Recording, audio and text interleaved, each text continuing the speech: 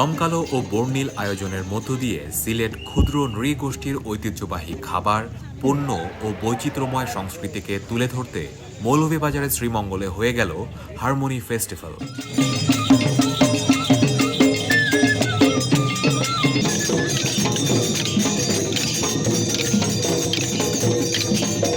চা বাগানের সবুজ প্রান্তরে এক ছাদের নিচেই মিলেছিল সিলেট বিভাগের ২৭টি ক্ষুদ্র নৃগোষ্ঠীর সংস্কৃতি, ঐতিহ্য, খাবার ও হস্তশিল্প।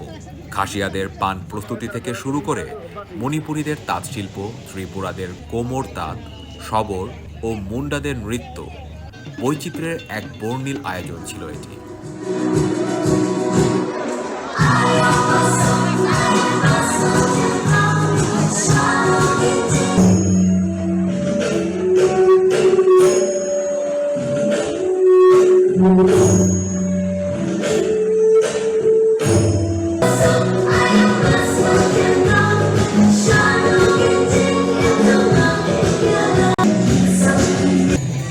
মৌলভীবাজারের শ্রীমঙ্গলে শুরু হওয়া ৩ দিনব্যাপী এবারের আয়োজনের নাম হারমোনি ফেস্টিভ্যাল সিজন 2। শুক্রবার বিকেলে ফিনলের চা বাগানের ফুলছড়া মাঠে উৎসবের উদ্বোধন করা হয়। আয়োজন চলে রোববার পর্যন্ত। উৎসবমুখর পরিবেশে অংশগ্রহণকারীরা ঐতিহ্যবাহী পোশাক পরে নৃত্য পরিবেশন করে। এই অঞ্চলের ঐতিহ্যের এক প্রাণবন্ত চিত্র তুলে ধরতে এই উৎসব আয়োজন করা হয়।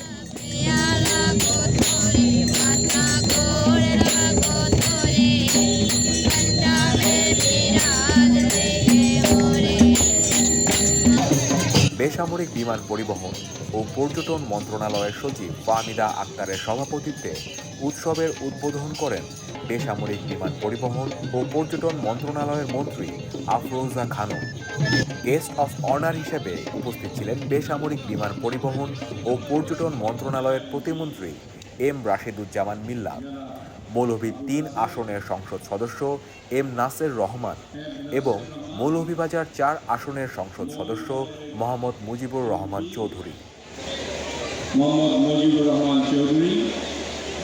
অনুষ্ঠান শেষে অতিথিরা প্রতিটি নৃগোষ্ঠীর স্বতন্ত্র রীতিনীতি ও হস্তশিল্প প্রদর্শনীর স্টলগুলো পরিদর্শন করেন।